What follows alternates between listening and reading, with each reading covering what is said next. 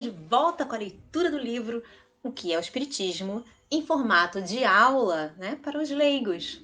E aí a gente remete um pouquinho à aula passada, né, para a gente relembrar o que foi falado na aula passada, na qual o crítico vem e diz assim: olha só, se você pretende trabalhar apenas com as pessoas que já estão convencidas, que elas já acreditam no Espiritismo, você está deixando de fazer com que quem ainda não se convenceu aprenda o Espiritismo. E Allan Kardec diz o seguinte: quem tem o sincero interesse de se esclarecer, eu estou aqui à disposição para essas pessoas. Agora, quem já está convencido de que o Espiritismo é tudo uma mentira, uma falcatrua, um charlatanismo, desses aí eu não vou me preocupar. Com esses eu não me preocupo. E aí, na aula de hoje, vamos falar o seguinte: vem o crítico e diz o seguinte: enfim, tudo deve ter começo. O aprendiz que nada sabe, que nada viu ainda, mas que deseja esclarecer-se, como poderá fazê-lo quando não lhe facultais os meios para isso? Quer dizer, está dizendo para Kardec que Kardec não ajuda ninguém que queira começar a entender. E Kardec responde: eu faço grande distinção entre o incrédulo por ignorância, né? Isso aqui é importante a gente frisar.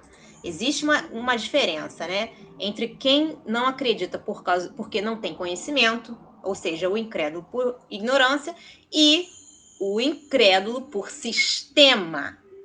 Qual a diferença desses dois? Quando descubro alguém com disposições favoráveis, nada me custa esclarecê-lo. Quer dizer, que esse incrédulo, porque não tem conhecimento, ele está disposto a dar o conhecimento para esse incrédulo.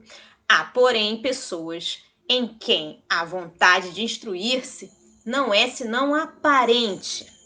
Com estas, perde-se o tempo, porque se elas não encontram logo o que parecem buscar e que talvez as incomodasse se aparecesse, o pouco que vem não é suficiente para lhes destruir as prevenções.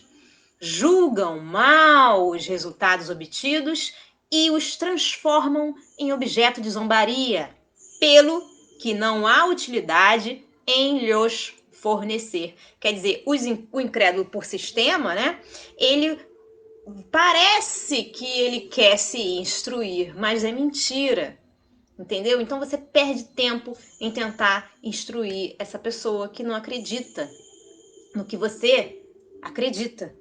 Então, ele já tem uma disposição, né? uma forma de pensar na qual que mesmo que ele encontre o que ele quer, eles vão começar a fazer um julgamento errado daquilo. Entendeu? Eles começam eles têm uma visão preconceituosa. É basicamente isso. Bom, e aí Kardec diz o seguinte: a quem deseja instruir-se, direi: não se pode fazer um curso de espiritismo experimental como se faz um de física ou de química. Atento que nunca se é senhor de produzir os fenômenos espíritas à vontade, e que as inteligências desses agentes fazem, muitas vezes, frustrarem-se todas as nossas previsões. Aqueles que acidentalmente poderíeis ver, não apresentando nexo algum, nem ligação necessária, seriam pouco inteligíveis para vós. Então, quer dizer, ele está dizendo o seguinte, que, por exemplo, num curso de física, você tem tudo ali disposto, né? Por exemplo, se você for no laboratório, você vai poder fazer os experimentos várias e várias vezes à sua vontade. Já num curso de espiritismo experimental, você vai sair muito frustrado, porque certas experiências vão fracassar, né? Vão fracassar porque não é devido à sua vontade que elas acontecem. Se os espíritos, né, considerando que os espíritos são espíritos de pessoas, vai depender da vontade dos espíritos e da seriedade dessas pessoas que estão, né, que fazem parte desse mundo espiritual. Se o espírito for brincalhão, não for um espírito sério, ele não vai te ajudar em nada, ele só vai te atrapalhar. Se o espírito for um espírito sério, você vai ter que ter a vontade desse espírito de estar disposto a te ajudar ou não, né? Então, também tem a questão de qual é o veículo que você está utilizando, que médium é esse que você está utilizando. Pode ser um médium ruim, né? Se for um médium ruim, só vai aparecer espírito ruim também. Se for um médium que é orgulhoso, né? Ele vai querer só ter respostas positivas, ele pode atrapalhar o processo. Essa experiência é uma experiência muito orgânica, né? Que depende muito de toda a circunstância que está envolvida ali, de tudo que está envolvido. Então, quando aparece o fenômeno, quando você tem uma resposta, pode ser que a resposta você não compreenda. Ainda tem isso. Então ele diz assim, ó, aqueles que acidentalmente poderias ver, aqueles o quê? Os fenômenos que você pode perceber, né, que você tem a capacidade de enxergar, não apresentando nexo algum nem ligação necessária, seriam pouco inteligíveis para vós. Pode ser que, apesar que você tenha uma resposta do mundo espiritual, um fenômeno que você consegue enxergar, você não é nem médium para ver nada, mas é um fenômeno físico, né, que você vê, todo mundo pode ver. Às vezes pode ser inteligível, quer dizer, que você pode não estar entendendo nada do que se passa ali. Então, o que Kardec continua dizendo é o seguinte: instruí-vos primeiramente pela teoria. Então ele dá uma dica, olha, primeiro estuda a teoria. Leia, né? Lede e meditai as obras. Então você precisa estudar a teoria, ler, meditar sobre as obras que tratam dessa ciência.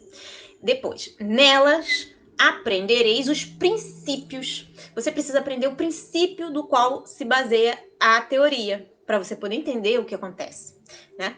Encontrareis a descrição de todos os fenômenos. Compreendereis a possibilidade deles pela explicação que elas vos darão. Quer dizer, você vai entender como esse fenômeno é possível pela explicação que ali está nos livros, né? E pela narrativa de grande número de fatos espontâneos de que pudestes ser testemunha sem os compreender, mas que vos voltarão à memória.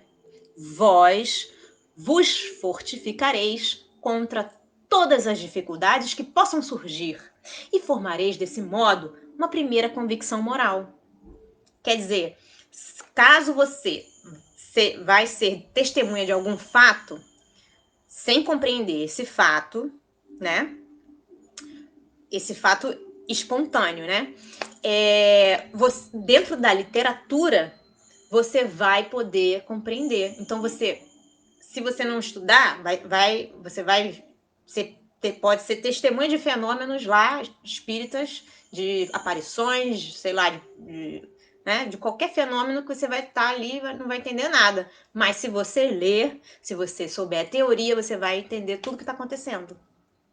E aí, ele está dizendo, então, quando se vos apresentar a ocasião de observar ou operar pessoalmente, compreendereis qualquer que seja a ordem em que os fatos se mostrem, porque nada vereis de estranho. Quer dizer, que quando aparecer alguma coisa para você, você não vai ficar com medo, você não vai achar que é loucura da sua cabeça, que é imaginação, porque você vai entender como aquilo tudo acontece.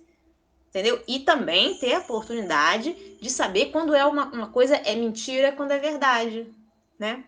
E aí ele diz, eis, meu caro senhor, o que aconselho a todos que dizem querer instruir-se.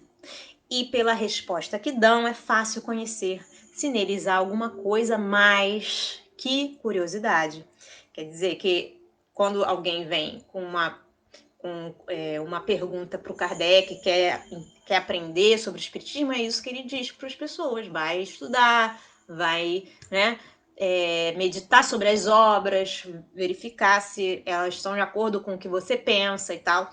Aí, sim, de acordo, né, com a reação de cada pessoa, depois que ele fala isso, ele vai entender, vai julgar, vai analisar, né, se a pessoa está mesmo querendo aprender ou é apenas uma curiosidade. Bom, a gente fica por aqui por hoje. Na próxima aula, a gente vai entrar no segundo diálogo, né? Que é um cético, um cara que não acredita em nada, né? Essa é a fé dele, nada. E o Kardec. Então a gente vai entrar nesse diálogo na próxima aula. Espero que vocês estejam gostando. Um grande beijo a todos. Até a próxima. Tchau, tchau.